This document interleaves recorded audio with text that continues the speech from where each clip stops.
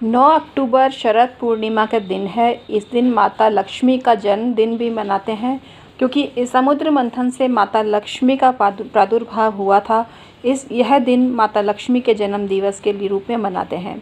आपको माँ लक्ष्मी को हैप्पी बर्थडे बोलना है या जन्मदिन की हार्दिक शुभकामनाएं बोलनी है और माता लक्ष्मी को विश करना है।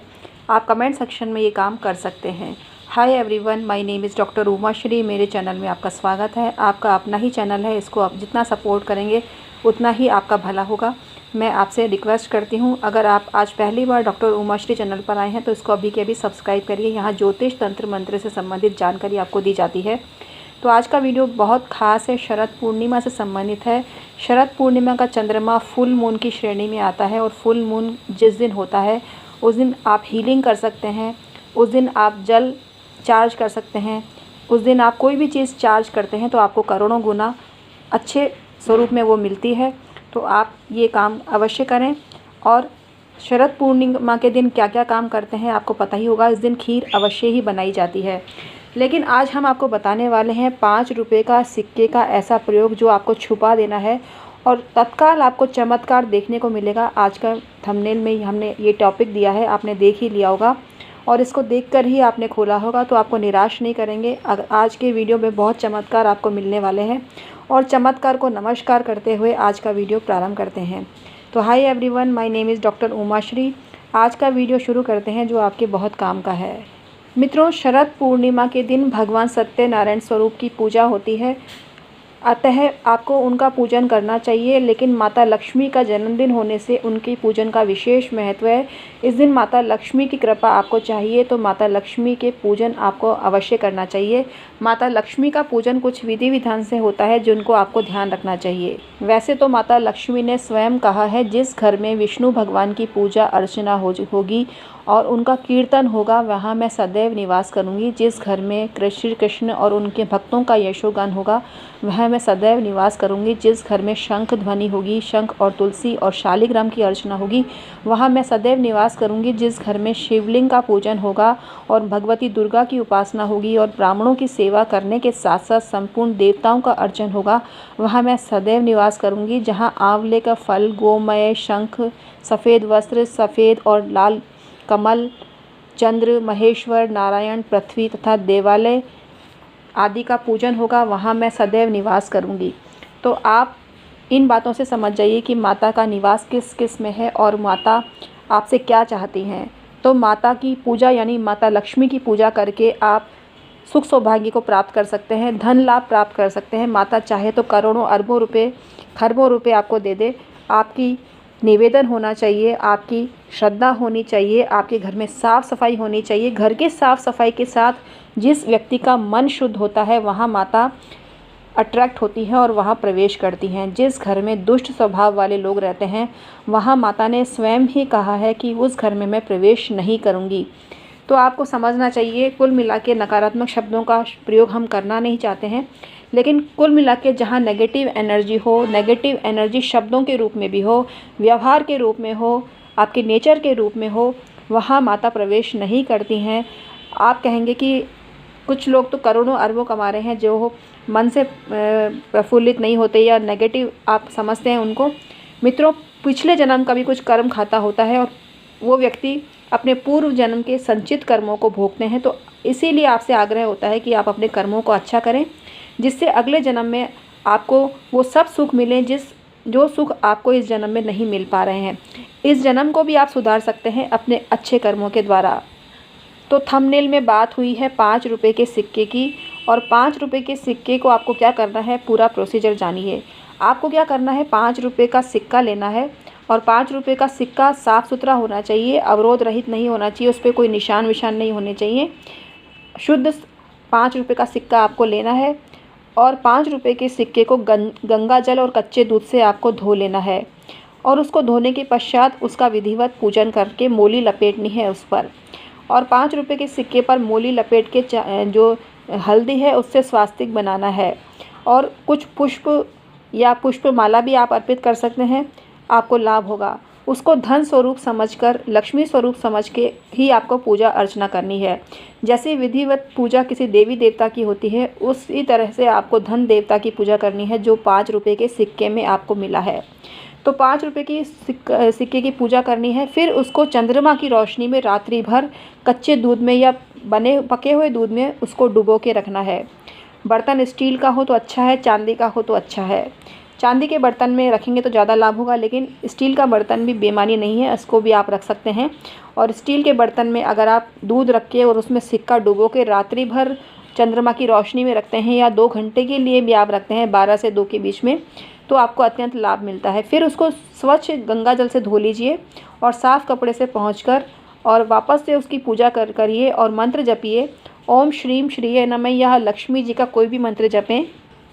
माता लक्ष्मी के बहुत से मंत्र हैं, अगर आप इनमें से कोई भी मंत्र जपेंगे तो आपको फ़ायदा रहेगा।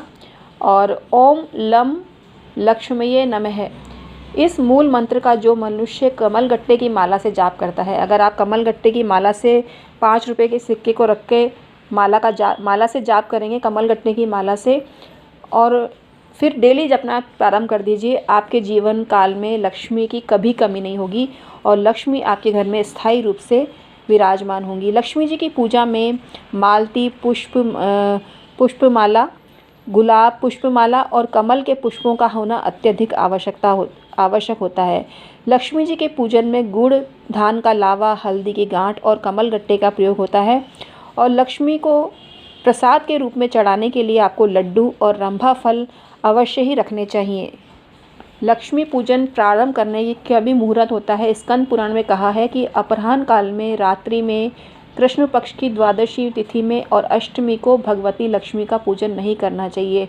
लेकिन शरद पूर्णिमा इसका अपवाद है और शरद पूर्णिमा के दिन माता लक्ष्मी का जन्म हुआ है, तो इसलिए रात को भी आप इसकी पूजा कर सकते हैं, क्योंकि रात्रि का ही महत्व है और संपूर्ण रात्रि को चंद्रमा की अमृत वर्षा पृथ्वी पर होती है और सभी पृथ्वीवासी लाभान्वित होते हैं। तो रात्रि को आप शरद पूर्णिमा के दिन पूजा कर सकते हैं। शरद पूर्णिमा के दिन आपको चंद्रमा का पूजन करना चाहिए अर्घ्य देके, और चंद्रमा से अपनी सब मनोकामना बोलनी चाहिए और अपने कष्टों की मुक्ति की भगवान चंद्रमा से कामना करनी चाहिए।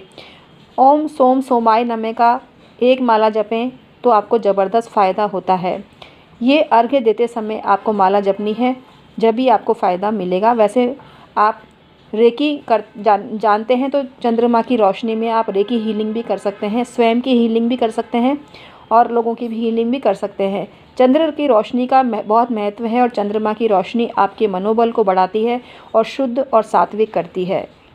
चंद्रमा की रोशनी में बैठकर आपको शिव जी का नाम जपना चाहिए। ओम नमः शिवाय का मेडिटेशन करें। चंद्रमा मन का कारक है और शिव जी मन के कारक हैं, क्योंकि चंद्रमा शिव जी से जुड़ा हुआ है, तो आपको शिव जी आराधना करने से बहुत लाभ होता है, मानसिक शांति आपको मिलती है। सोमवार का व्रत भी आप कर सकते हैं, रेगुलर आपको फ़ायदा मिलेगा।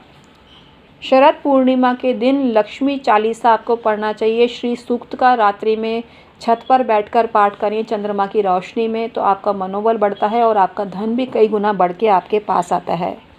5 रुपये का सिक्का हाथ में रखें, अगर आपने दूध या जल में नहीं रखा है, या अन्य सिक्का भी आप ले सकते हैं 5 रुपये का, और उसको धो पोंछ कर आपको अपने हाथ में रख के मुट्ठी बना लेनी है और उसको इस मुद्रा में रख के आपको श्री सूक्त का पाठ कंप्लीट करना है। श्री सूक्त का पाठ करने के साथ साथ आपको लक्ष्मी सूक्त भी अवश्य पढ़ना चाहिए, वरना श्री सूक्त का आपको कोई फल नहीं मिलेगा। श्री सूक्त के साथ साथ लक्ष्मी सूक्त का पाठ अनिवार्य होता है, तो लक्ष्मी सूक्त का भी पाठ करें। आपको यूट्यूब पे मिल जाएगा, अगर आपके पास अवेलेबल नहीं है तो आपको ये अवश्य सुनना चाहिए, इससे माँ लक्ष्मी की कृपा आपको मिलती है। लक्ष्मी माता के 108 नाम भी आपको जपने चाहिए। श्री लक्ष्मी सहस्त्र नाम स्तोत्र भी आपको जपना चाहिए। मेरे यूट्यूब पर लक्ष्मी जी के बहुत सारे स्त्रोत अवेलेबल हैं। मैंने आपकी लाभार्थ 2-3 साल पहले बनाए थे, तो उनको भी मैं कम्युनिटी पोस्ट में डाल रही हूँ। उनको आप जप सकते हैं, चला के रख सकते हैं, उनसे भी आपको बहुत लाभ होगा। आप साथ साथ पढ़ भी सकते हैं, तो मेरे कम्युनिटी पोस्ट आप अवश्य देखा करिए। ये स्रोत मैं अभी डालूँगी थोड़ी देर बाद, तो आपको मिल जाएंगे। आपको लक्ष्मी कवचम अवश्य पढ़ना चाहिए। लक्ष्मी कवच आपकी सुरक्षा करता है, धन संपदा की वृद्धि करता है, क्योंकि धन संपदा रूपी कवच आपके पास रहना चाहिए और माता लक्ष्मी ऐसा आशीर्वाद ही आपको देती हैं। तो 5 रुपये का सिक्का रखने की विधि आप जान गए होंगे। 5 रुपये के सिक्का का कंप्लीट करते हैं। आपको फिर सुबह उठा लेना है उस सिक्के को पूजा से, और उसके बाद आपको किसी लाल कपड़े में बांधकर आपके तिजोरी में रखना है और स्थायी रूप से उसको वहाँ रखना है। आप दिवाली पे निकाल कर पुनः पूजन कर सकते हैं, आपको ज़बरदस्त फ़ायदा मिलेगा। 5 रुपये का सिक्का तत्काल चमत्कार आपकी ज़िंदगी में लेकर आता है। तो ये वीडियो जानकर आप उस पर विश्वास करने लगेंगे।